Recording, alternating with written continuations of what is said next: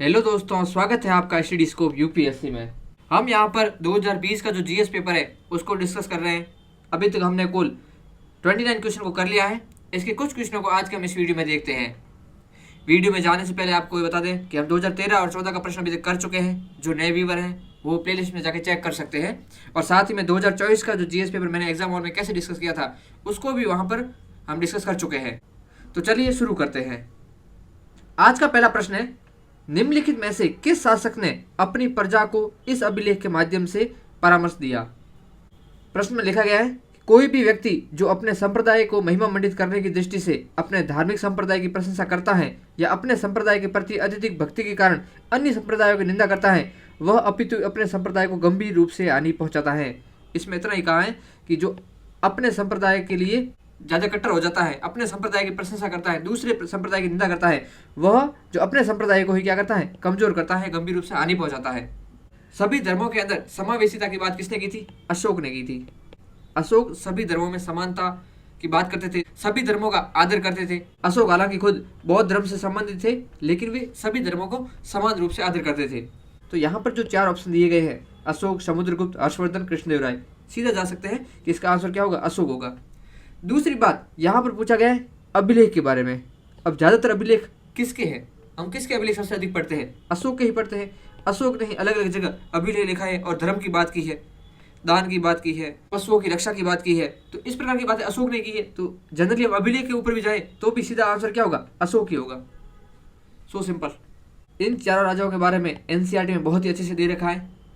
अशोक के बारे में भी बहुत ही विस्तार से दे रखा है मौर्य साम्राज्य के अंदर। थोड़ी सी जानकारी बाकी राजाओं के बारे में भी यहाँ पर देख लेते हैं। जो समुद्रगुप्त है वह गुप्त साम्राज्य के दौरान महत्वपूर्ण शासक थे। इनका राज्य था वो 335 से 375 ईस्वी के बीच में था। ये चंद्रगुप्त फर्स्ट के पुत्र थे, चंद्रगुप्त प्रथम के पुत्र थे, और इन्होंने महाराजाधिराज की उपाधि धारण की थी। इलाहाबाद स्तंभ से संबंध रखते हैं समुद्रगुप्त। इलाहाबाद स्तंभ से अशोक भी संबंध रखते हैं, समुद्रगुप्त भी संबंध रखते हैं, जहांगीर भी संबंध रखते हैं। और इलाहाबाद स्तंभ किसने लिखा था? इनके मंत्री थे हरिसेन ने। समुद्रगुप्त वीणा वादक थे, इनके सिक्कों पर इनको वीणा बजाते हुए दर्शाया गया है। और समुद्रगुप्त को भारत का नेपोलियन बोला जाता है। भारत का नेपोलियन किसे बोला जाता है? समुद्रगुप्त को। दूसरे यहाँ पर राजा है हर्षवर्धन। हर्षवर्धन का समय था 590 से 647 ईस्वी के बीच। पुष्यभूति राजवंश से संबंध रखते हैं। इनकी राजधानी थी कन्नौज। जब हर्षवर्धन ने कन्नौज को राजधानी बना लिया था तब जो पाटलिपुत्र है उसका जो वर्चस्व था वो कम हो गया था। पुलकेशिन द्वितीय है, उन्होंने किसको हराया था? हर्षवर्धन को हराया था। नर्मदा नदी पार करने से इनको रोका था, जो कि चालुक्य राजा थे। वैनसांग हर्षवर्धन के समय में भारत आए थे। हर्षवर्धन से संबंधित एक पुस्तक है हर्षचरित्र, जिसे लिखा किसने है? बाण भट्ट ने। हर्षवर्धन ने 3 पुस्तकें भी लिखी थी। हालांकि बोला तो जाता है कि वो धावक नाम के एक व्यक्ति ने लिखी थी। पुस्तकों के नाम है रत्नावली, नागनंदा और प्रियदर्शिका।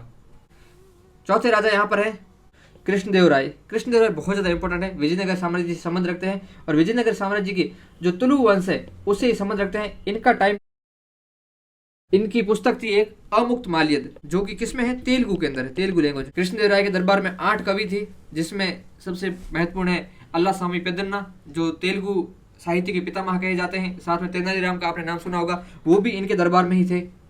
और कृष्णदेवराय के समय ही बारबोसा और डोमिंगो पेश ने विजयनगर साम्राज्य का दौरा किया था। बारबोसा और डोमिंगो पेश, ये राजाओं के बारे में थोड़ी सी जानकारी होगी। इसका आंसर है ए। चलते हैं अगले प्रश्न पर।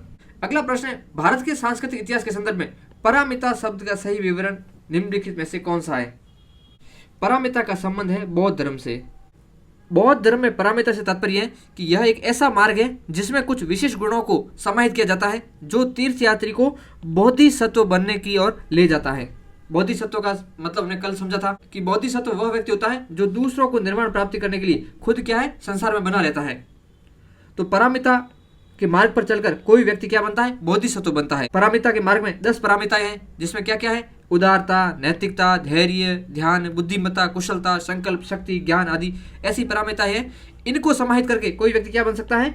बोधिसत्व बन सकता है। तो यहाँ पर जो पारमिता है वो है ऐसी परिपूर्णता है जिनकी प्राप्ति से बोधिसत्व प्रदर्शित हुआ। ये है पारमिता शब्द का सही विवरण। अगर इस प्रश्न को जनरल अंडरस्टैंडिंग से करें तो कैसे कर सकते हैं? पारमिता, इसको अगर तोड़े तो परम यानी कि सर्वश्रेष्ठ व्यक्ति। अब यहाँ पर पहला पॉइंट है, सूत्र पद्धति में लिखे गए प्राचीनतम धर्मशास्त्र पाठ। दूसरा है वेदों के प्राधिकार को अस्वीकार करने वाला दार्शनिक संप्रदाय। तीसरा है परिपूर्णता, परम परिपूर्णता, परम यानी श्रेष्ठ, परिपूर्ण यानी कि श्रेष्ठ। ऐसे शब्द के आधार पर भी जाकर हम आंसर कर सकते हैं। तो आंसर इसका सी है। चलते हैं अगले प्रश्न पर।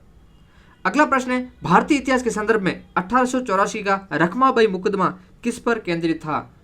रखमाबाई भारतीय इतिहास के अंदर एक बहुत ही महत्वपूर्ण नाम है। रखमाबाई का केस हुआ था 1884 में।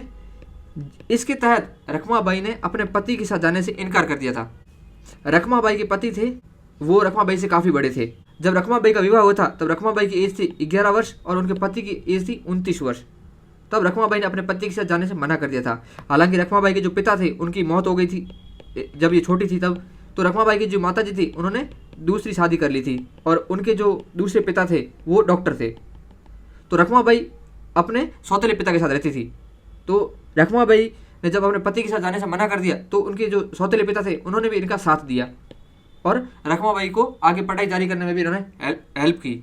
और जो रखमाबाई का ये मुकदमा था, इस मुकदमे का जो तिलक वगैरह थे उन्होंने विरोध किया था, रखमाबाई का विरोध किया था, क्योंकि तिलक वगैरह मानते थे कि ये जो भारतीय जो संस्कृति है उसके विरोध में है। ये जो अंग्रेजी संस्कृति है, एज वगैरह लाना, ये सब कानून वगैरह को जो भारतीय रीति रिवाजों के अंदर इंटरफेयर करना, इससे हमारे जो रीति रिवाज हैं उनमें छेड़छाड़ हो रही है। तो जो तिलक वगैरह थे उन्होंने वैसे रखमाबाई का विरोध किया था। लेकिन जो प्रार्थना सभा था, जो आर्य समाज था, उन्होंने रखमाबाई का साथ दिया था।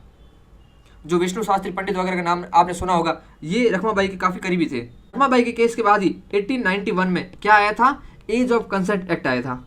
इसके बाद जो विवाह की आयु थी वो 12 वर्ष और 14 वर्ष कर दी गई थी। 12 वर्ष लड़कियों के लिए और 14 वर्ष लड़कों के लिए। तो रखमाबाई केस संबंधित है सहमति की आयु से। एक तो दूसरा पॉइंट सही हो जाता है, सी तो कैंसिल हो गया। और तीसरा पॉइंट है दाम्पत्य अधिकार का प्रतिस्थापन। तो दाम्पत्य अधिकार का प्रतिस्थापन भी रखमाबाई मुकदमे से जुड़ा हुआ है। महिलाओं को शिक्षा पाने का अधिकार का इस केस से कोई लेना देना नहीं था। पहला पॉइंट हो जाता है गलत, आंसर होता है बी 2 और 3।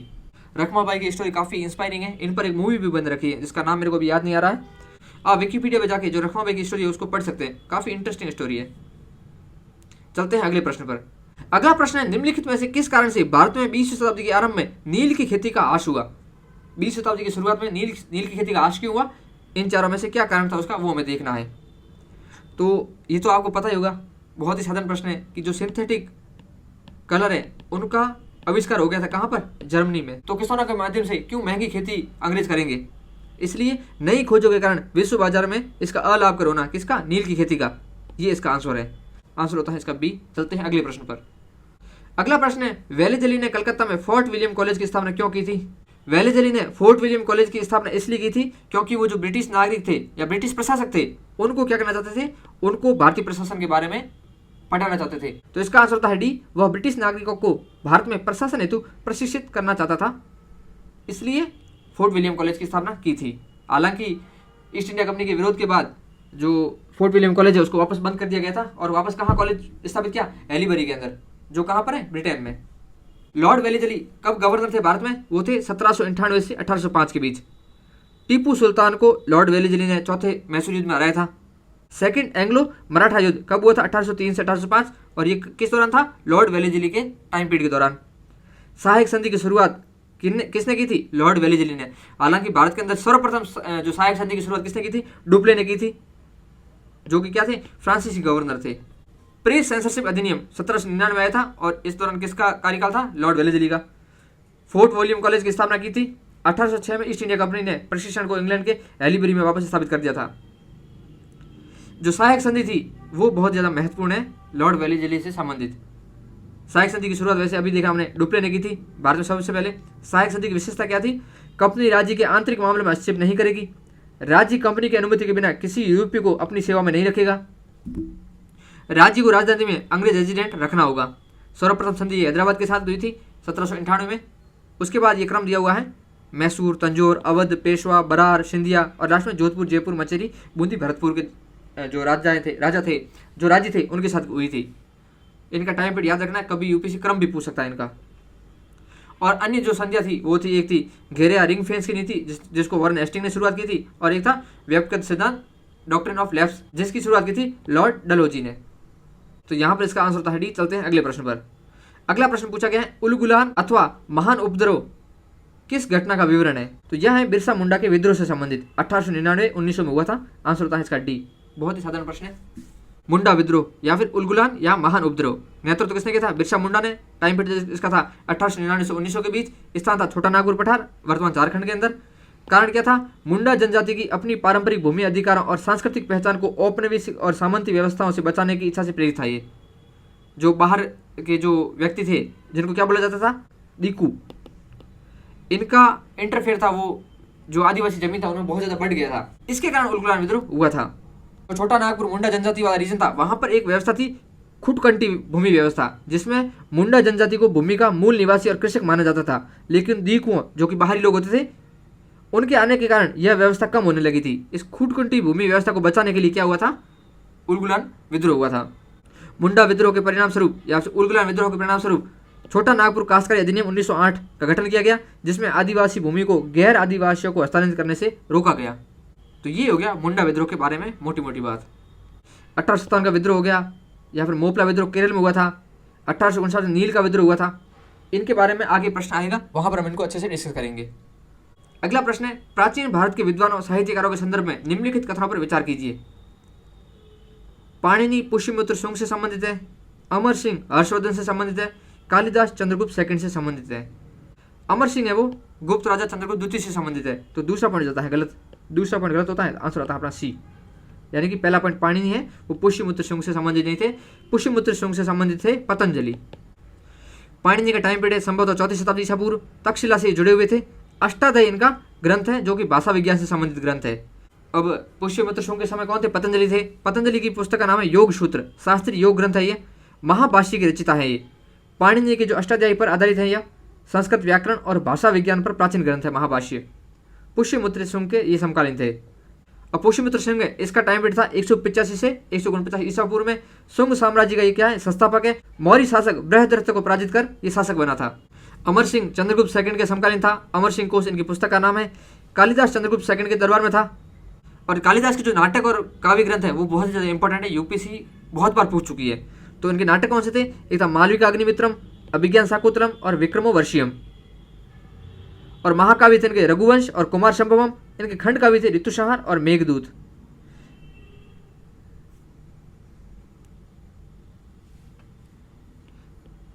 तो यहां पर हमने सभी के बारे में थोड़ा थोड़ा देख लिया है। इसका आंसर होता है सी। चलते हैं अगले प्रश्न पर।